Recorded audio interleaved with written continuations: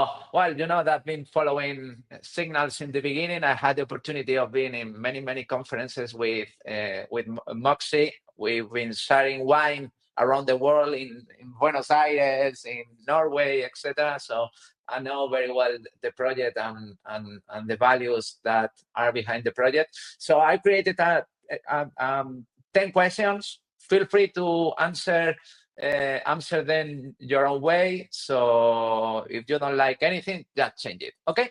So Great. I'm going to start with two questions about your background and talking about AI ethics that to me are interesting, especially because you studied rhetoric and literacy and later become one of the world's leading voices in artificial intelligence ethics, which is fascinating.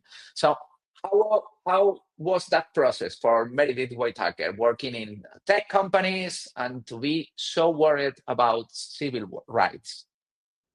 Well, I think I think I was initially interested and maybe a bit concerned around AI based not on my literature or my rhetoric background, but because I had done a lot of work building large scale measurement systems. And so I was effectively at the heart of the processes for creating data and then making claims about that data as a reliable representation of dynamic reality. And I knew how difficult that was. I knew that data was always imperfect, it was always partial, it was never the whole story.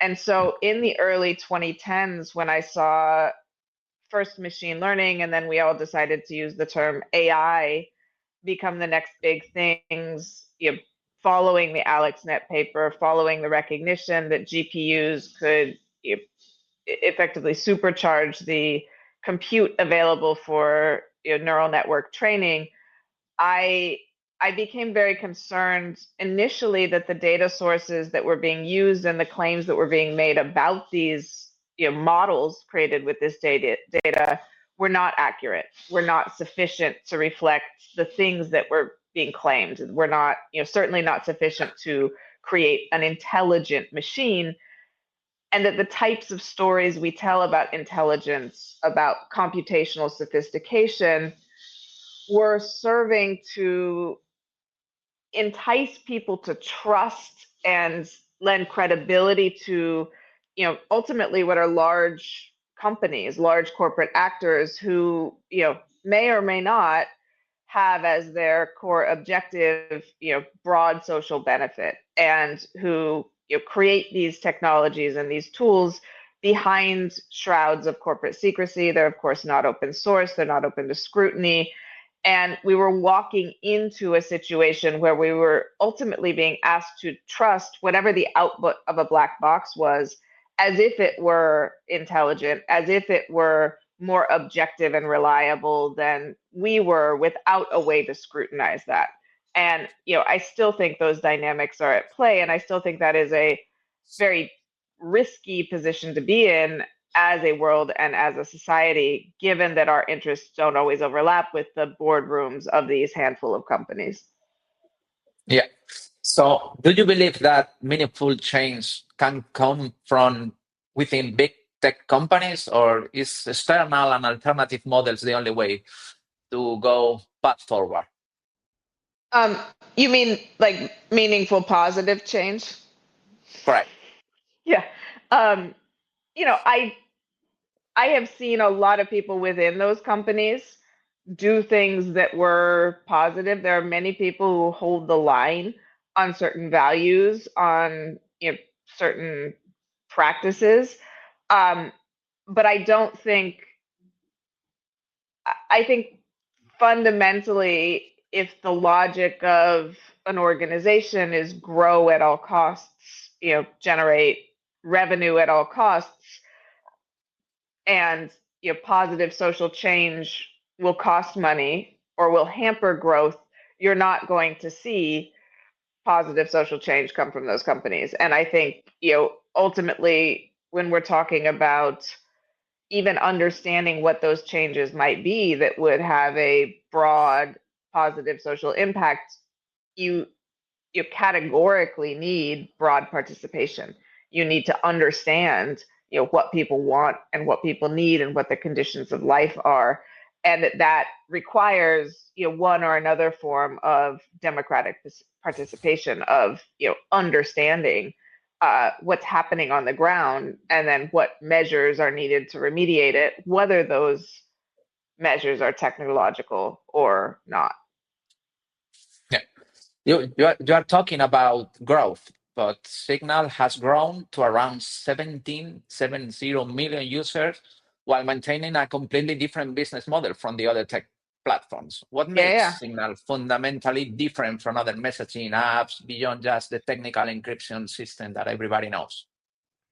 Well, as you know, it was founded, over a decade ago with a very clear vision uh, by Moxie, who I know you know, and it stays true to that vision. It is uncompromising in its pursuit of providing a means to exercise the human right for private communication, even in a world where that right has been foreclosed and whittled away in almost all other realms. And so we do one thing and we do it extremely well, and we are consistent with that one thing. We came along at a time when the market wasn't saturated. This is before, you know, before the iPhone was largely distributed, before, smartphones were ubiquitous. This is before WhatsApp. This is, a very different landscape in the internet, or kind of the application ecosystem. And, through consistent and, I would say, visionary work that, has its source with Moxie and with Trevor and with those founders, Signal has developed a reputation, developed a network effect, has been open source since the beginning. So you don't have to take my word for it. You don't have to take Moxie's word for it. You don't have to take anyone's word for it. You can look at our repos. You can see that, yes, the things that they say are the things that it does. And if we change that, you can call us out on it. And so there is a commitment to mission, a commitment to vision, and I think a purity to what we do that is, deeply appreciated across the ecosystem, but that over time has built the kind of trust that you can't just, manufacture overnight. It's a trust that is gained by consistent action, uh, you know, through, the type of commitment that Signal has shown to, the mission of private communications. And that is, in everything we do, that is the one thing we do, that is our lane. And I think that is what makes us special. We're not trying to please shareholders. We're not trying to add a little AI widget. We're not trying to boil the ocean and become the everything app. We do one thing, we do it very well, and we do it because we believe it is fundamentally important to the future of a livable world that this right remain, this right to communicate privately. Yeah. Yeah. Well, and to do that, that non-profit structure that Signal is maintaining is not a nice to have, but actually essential, as you've been saying many times. Exactly. Now, you said also that most people are not user of artificial intelligence, but rather subjected to its use. How does Signal's mission connect to this broader concern about technological power imbalances? Yeah. Well, I think, you know, Signal is not an AI company. Again, Signal does one thing very, very well. And in some sense, it's at tension with some of the dominant paradigm of AI right now, which is this big data, bigger is better approach that requires huge amounts of data. We could think of that as the product of surveillance in order to train these models, and then requires a huge amounts of data to inform the models for inference, whether it's your prompts or your browser history to create a summary, or your emails to create a summary, or what have it. These models need your data. And of course, what is Signal's whole deal? We want to collect as close to no data as possible. We don't want your data. We don't want to be able to give your data up. If I turned evil overnight, I still don't want to be able to give your data up. We don't want to have access to it. And so there is a fundamental tension there between the clear and commitment to privacy that Signal embodies, and the belief that I have that a tech ecosystem that is not based on the collection and sale of your data, on the processing of your data and the use to tell you who you are and where you fit in life, that a tech ecosystem that doesn't build on those premises is possible, and that the current state of AI, which of course demands more and more and more data and produces more and more and more data. Yeah. This business of privacy is not easy. Just Signal goes about 50 million a year just to maintain this operation, and it makes an structural challenge of building sustainable technology outside of this surveillance economy. How do you envision the long-term sustainability for the company? And what would need to change in the broader tech ecosystem to make privacy first technology like Signal not just possible but financially viable at scale? Yeah, I mean, well, look, being a nonprofit is not, it's not fun. It's not particularly virtuous. It's a bit difficult when you're running a large scale real-time communications infrastructure that is trusted by hundreds of millions of people around the world. I think it's for us, being a nonprofit is necessary because, as we discussed, profit and revenue come from collecting and monetizing data, whether it be to sell ads or to train your AI model. And that's the engine of the tech economy that we exist in. And being a nonprofit doesn't mean it's any cheaper for Signal to develop and maintain this infrastructure. It's very, very expensive. $50 million a year is a very low budget for something like Signal. It would, in most for-profit companies, we would have a much bigger team. We would be spending a lot more, and we keep it very narrow and very focused. But nonetheless, this is not a cheap volunteer project. These critical infrastructures that require real-time connectivity globally are very, very expensive. And so we are exploring many ways to finance this. Currently we exist on donations. We have about 70% of our revenue comes in from large donors, helmed by Brian Acton, who has provided a generous contribution. He's the co-founder of WhatsApp. We also have Jack Dorsey and others who provided significant funding. And then we have about 30% of our funding comes from smaller donors. So people in the app who donate $5 or $10 a month. And that's a significant number of people, and we're very, very grateful for that.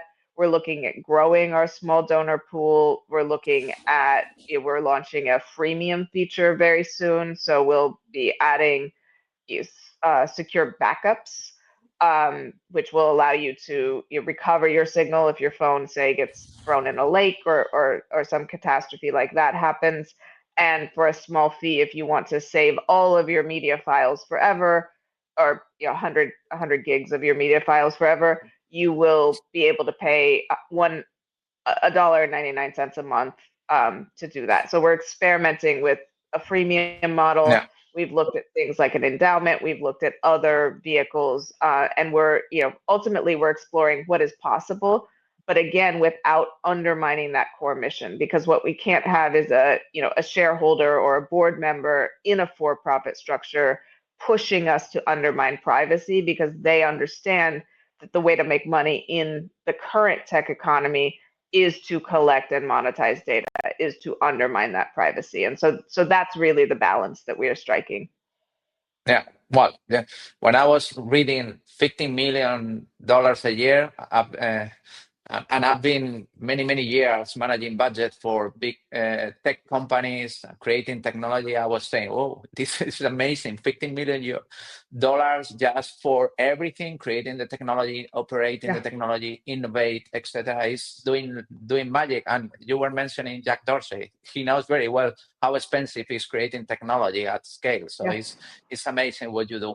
And it's not easy because we have a future and we need to continue working in privacy. We are talking about quantum computing. We have every day new threats in attacking privacy, like the RSA keys. Every day, people are trying to crack them. We have AI agents that can undermine directly the device security, and you are facing another challenge, which is the endpoint.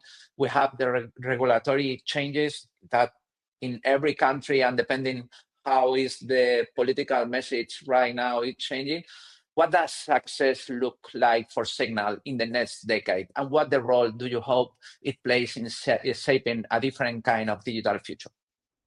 Yeah, well, I think success for Signal in the next decade looks like surviving and thriving. Our goal is that everyone in the world, everywhere, can pick up their device and easily use Signal to contact anyone else. We see privacy as a fundamental human right. It is a fundamental human right, and that this should be integrated as common sense into our applications and services. We're obviously not there yet, but Signal's success and the growth that we're seeing as people become more personally sensitized to the stakes of privacy, to how important it is to be able to communicate privately, is giving me some hope there. But of course, we will have to push back on misguided and often malicious legislation that aims, as it always has since the liberalization of encryption in the late 90s, to undermine the ability for common people to have privacy, based on the magical thinking that it's somehow possible to allow only governments and law enforcement's access to privacy. And of course, we know that if there's a backdoor anywhere, it is a backdoor for everyone, and you have undermined it for everyone. So we continue to push against that legislation and try to do advocacy and education around the importance to strong privacy for everyone. We are also, as you mentioned, very concerned with the integration of so-called AI agents, these software systems that involve usually large language models that are being integrated at the operating system level across various operating systems. They're intended to do things on your behalf without your permission, so act autonomously based on access to huge amounts of data in ways that are not secure and that pose a real threat to our ability to continue providing robust privacy at the application layer. So we have raised the alarm there. We're going to be working with people across the industry to propose common sense safeguards and developer level opt-outs. We think it needs to be easy and clear for apps like Signal to flip a switch and say, no, you cannot access Signal data for your AI agent. This is off limits. This cannot become part of your context window. You are not allowed to touch Signal messages. This is too important. And that all applications should be able to make that call. And we are, we're pushing on those and some other, again, remediations that could maintain the ability for Signal and apps like Signal to make their own choices and protect their users at the application level. Yeah, well, right now all operating systems are having the AI technology on the software base, and if you don't accept the terms of condition, many of the features that the smartphone of the desktop machine is having are completely blocked. So for user, it's difficult to stop that phase and in not letting the AI software getting access to the data. So we need to make people understand what are what they are saying yes to. So it's not easy. And you were talking about bad actors, and in the past, Signal has become crucial in infrastructure during conflicts. I don't want to mention any of them because each of them has been different. But how do you balance Signal role as a tool for them, for each of the parts in that conflict? What does it mean for Signal to operate in this contested space of a warring conflict? Look, in order to work for anyone, in order to provide privacy, Signal needs to be available widely. And I think this is really the truth of encryption. Either it works for everyone or it's broken for everyone. So, Signal doesn't know who uses Signal. We go out of our way to have as little data as possible. We do hear from people that governments, human rights workers, journalists, militaries, boardrooms, basically anyone who has high stakes information uses Signal in some capacity. But we remain in our lane. Our lane is providing robust, freely available private communications platform for everyone across the board. We believe this is a fundamental human right and everyone should have access to it. And that means the people you love, and that means the people you don't love. Ultimately, Signal is available for everyone. And if it's not, then we're not, if it's not, then we are, undermining our mission and potentially undermining the privacy guarantees on which that mission is based.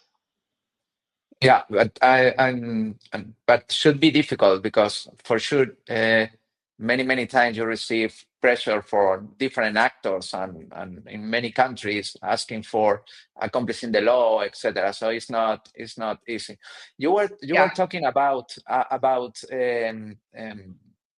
artificial intelligence eager for getting data, and one of the most affected places for doing that is the web, in which all the big LLMs have been or are constantly eating data from webs, and the traffic is completely destroyed for the business that the publisher of the content were having until they appear.